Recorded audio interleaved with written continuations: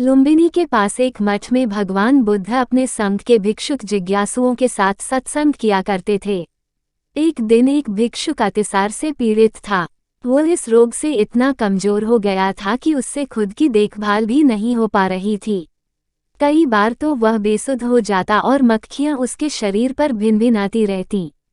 इस बात को जब भगवान बुद्ध को पता चला तो वे अपने प्रिय शिष्य आनंद के साथ उसे देखने उसकी कुटिया में गए। उन्होंने उससे पूछा, भंते, क्या तुम्हें कोई कष्ट तो नहीं है?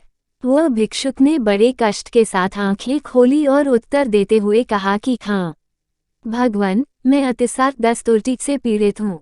इतनी बात सुनकर तथागत बोले, क्या तुम्हारी कोई परिचर्या, देखभाल, सेवा नहीं करता? तो उस भिक्षुक ने अपनी आंखों को नम करते हुए कहा, नहीं भगवान। तथागत ने पूछा, इसका क्या कारण है?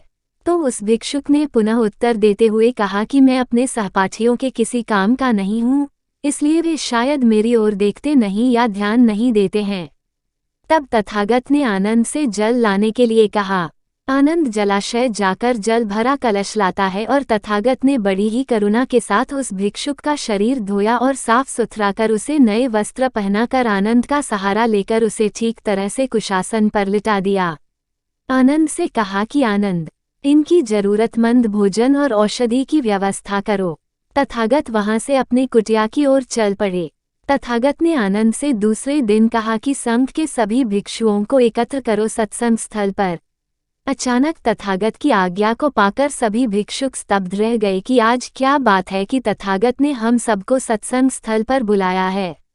तथागत ने बड़े प्रेमपूर्वक कहा कि क्या विहार, आनंद के साथ विचरण करना में कोई किसी को कष्ट तो नहीं है, कोई रोगी तो नहीं है? तो भिक्षुकों की टोली में से एक भिक्षुक ने सर को झुकाए हुए उत्तर दिया कि हाँ भगवान। तथागत ने पुनः प्रश्न किया कि उसे क्या कष्ट है। उस भिक्षुक ने पुनः उत्तर दिया कि एक सहपाठी को अतिसार हो गया है भगवान। पुनः यह पूछे जाने पर कि उसकी देखभाल कौन कर रहा है। उस भिक्षुक ने उत्तर दिया कि कोई नहीं। तथागत ने पूछा, क्यों? वो किसी दूसरे का काम नहीं करता, इसलिए कोई भी उसके पास नहीं जाता। तथागत ने कहा कि भाइयों, तुम्हारा ऐसा सोचना बहुत गलत है। तुम्हारी देखभाल के लिए न तो संघ में तुम्हारी माता है और न ही तुम्हारा पिता है। अपनी देखभाल तुम लोग आपस में ही एक दूसरे की करके कर सकते हो। अगर तुम लोग ऐसा नहीं करोगे तो तुम्हारा दुख दर्द दूर कैसे होगा, कौन करेगा? एक दूसरे की शुश्रूषा सेवा करने से ही रोग और पीड़ा नष्ट होंगे। ध्यान रखो, जो मेरी शुश्रूषा और देखभाल करना चाहता है, उसे चाहिए कि वो पहले उस रोगी भाई की शुश्रूषा करे। संघ के सभी भिक्षुकों ने एक पांच दूसरे पर दृष्टि डालते हुए तथागत की अमृतवाणी को सुनकर हृदयंगम किया और उन्होंने एक दूसरे की सेवा करने का संकल्प लिया।